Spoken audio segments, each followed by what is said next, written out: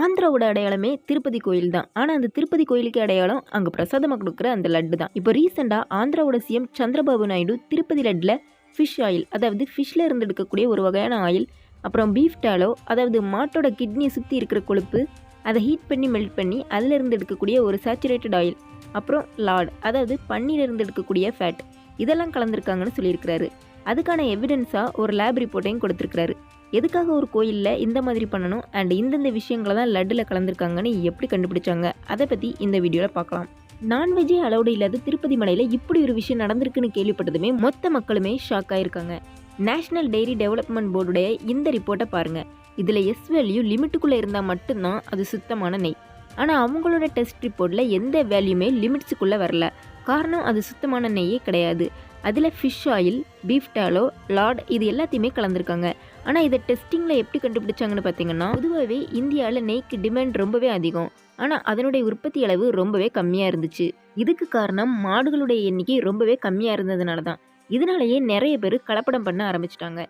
நெய்யில் கலப்படம்னு சொன்னதுமே நம்ம எல்லாருமே என்ன நினைப்போம், நெய்யில் ஏதாவது மிக்ஸ் பண்ணிவிடுவாங்க அப்படின்னு தான் நினைப்போம். ஆனால் நெய்யை பொறுத்த வரைக்கும் மில்க் ஸ்டேஜ்லேயே கலப்படத்தை ஸ்டார்ட் பண்ணிடுவாங்க.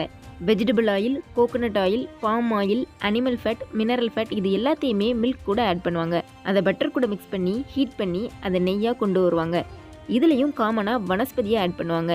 நெய்யில் இருக்கிற கலப்படத்தை நிறைய மெத்தட்ஸ் யூஸ் பண்ணி கண்டுபிடிக்கலாம். பர்ஃபியூரல் மெத்தட், பிஆர் ரீடிங் இதெல்லாம் யூஸ் பண்ணுவாங்க. ஆனால் இது எல்லாத்தையும் விட கேஸ் லிக்யூட் குரோமோட்டோகிராஃபி மெத்தடில் தான் பெஸ்ட் ரிசல்ட் கிடைக்கும். இந்த கேஸ் லிக்யூட் குரோமோட்டோகிராஃபி டெஸ்ட்டில் நைட்ரஜன் கேஸ் கண்டினியூஸாக ஃப்ளோ ஆகிட்டே இருக்கும். இதில் நம்ம எடுக்கிற சாம்பிளை லிக்யூட் ஃபார்மில் இன்ஜெக்ட் பண்ணுவாங்க. இந்த சாம்பிள் நைட்ரஜன் கேஸோட மிக்ஸ் ஆகி ஹீட் ஆகி எவாபரேட் ஆகும். அதுக்கப்புறம் இந்த மிஷின் சாம்பிளை அனலைஸ் பண்ணி ரிசல்ட்டாக இந்த மாதிரி கிராஃபாக கொடுக்கும். நாம் கொடுக்குற சாம்பிளில் எத்தனை காம்பனன்ட்ஸ் ஆட் பண்ணியிருக்காங்களோ அத்தனை பீக்ஸ் கிடைக்கும். எந்த காம்பனண்ட்டோட பாயிலிங் பாயிண்ட் கம்மியாக இருக்கோ அது ஃபஸ்ட்டு பீக்காக வரும். இந்த கிராஃபை பியூர் ஜியோட கிராஃப் கூட கம்பேர் பண்ணுவாங்க. இதை வச்சு தான் இதில் கலப்படம் பண்ணியிருக்காங்களா இல்லையான்னு தெரிய வரும். எல்லா ஆயில்லையுமே ஃபேட்டி ஆசிட்ஸ் இருக்கும். இப்போ சாம்பிளுக்கு ஃபிஷ் ஆயில் எடுத்துக்கலாம். ஃபிஷ் ஆயிலில் ஒமேகா 3 ஃபேட்டி ஆசிட், ஆனால் இபிஏவும் டிஹெச்ஏவும் அதிகமாக இருக்கும்.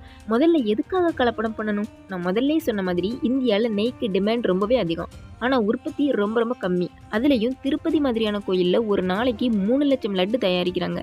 அதுக்காக அவங்க ஒரு நாளைக்கு 400 - 500 கிலோ நெய்யை பயன்படுத்துகிறாங்க. 1 கிலோ ப்ரீமியம் நெய்யோட விலை 1000 ரூபாய் வரைக்கும் இருக்கும். அப்போ 3 லட்சம் லட்டு செய்கிறதுக்கு இவங்களுக்கு நெய்க்கு மட்டுமே எவ்வளோ செலவாகும்? ஆனால் திருப்பதி கோயிலில் 1 கிலோ நெய்யை 320 ரூபாய்க்கு கொடுத்துருக்காங்க. இந்த மாதிரி கம்மியான காசுக்கு தரமான பொருளாக கொடுக்காம 300 வருஷமாக லட்டுவை பிரசாதமாக கொடுத்துக்கிட்டு இருந்த அந்த கோயிலோட புனிதத்துக்கு எடுத்து லாபத்துக்காக ஃபிஷ், பீஃப், பார்க் இதோட ஃபேட் எல்லாத்தையும் சேர்த்து ஊழல் பண்ணியிருக்கிறதா ஆந்திராவோட சிஎம் சந்திரபாபு நாயுடு சொல்லியிருக்கிறாரு. அதுக்கு opposition party leader Jaganmohan Reddy இது பொய் அப்படின்னு சொல்லியிருக்கிறாரு. அப்போ இந்த லேப் ரிப்போர்ட் உண்மையாக பொய்யான்னு தெரிஞ்சுக்கிறதுக்காக இந்த கேஸை சிபிஐக்கு மாற்ற சொல்லி கோரிக்கை வச்சுருக்காங்க.